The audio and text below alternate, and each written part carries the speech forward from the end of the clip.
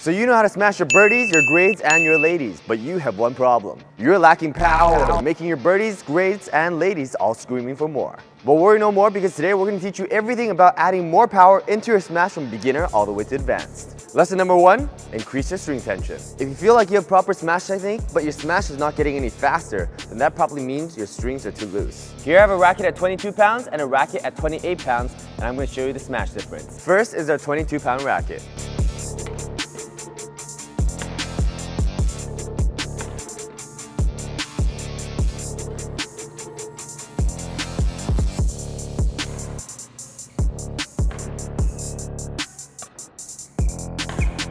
Now the 28-pound racket.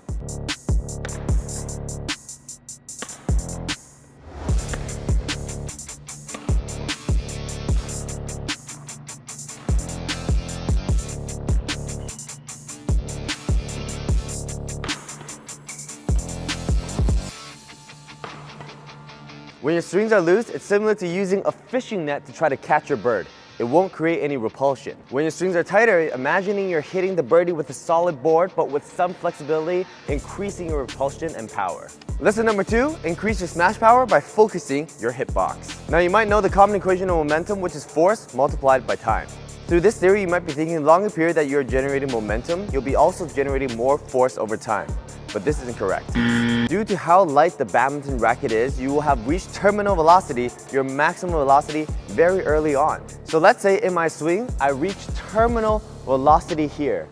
Then there's no need for me to keep accelerating, as that is the fastest I could possibly swing. That means any energy, once we reach terminal velocity here, from here to here, would have been wasted energy that's not actually going into our smash. So if we want to have a faster smash, we need to make sure we can reach our racket terminal velocity in the shortest range possible, so that we use all of our energy in this period, keeping it small, to hit the terminal velocity into the bird for a faster smash.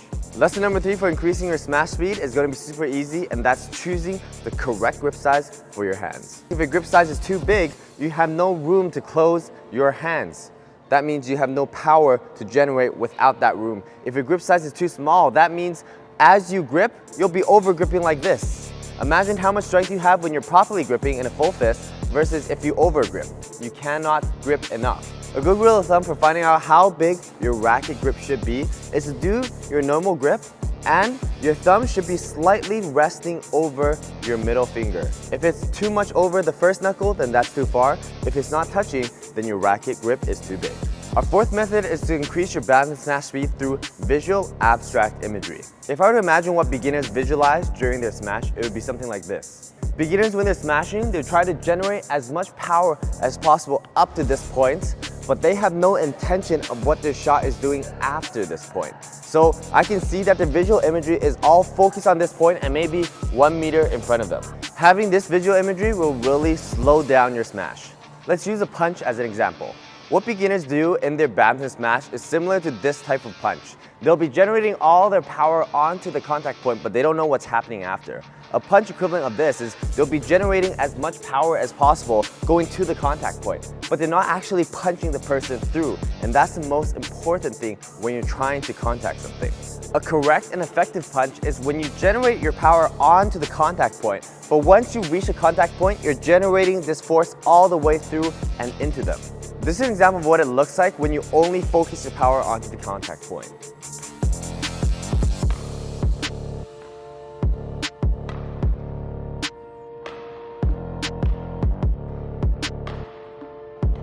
This is an example of what it looks like when you focus your power, nailing it into the ground.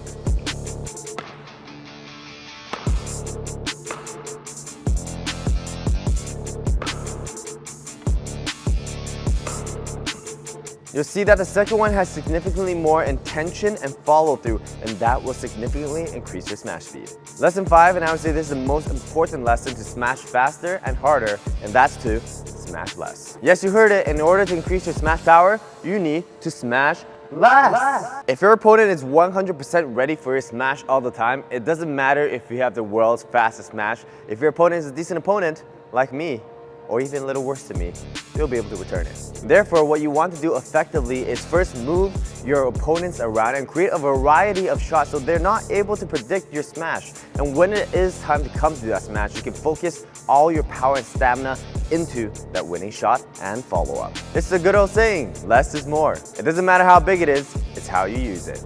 So wield your weapon effectively, my friends. Blast off!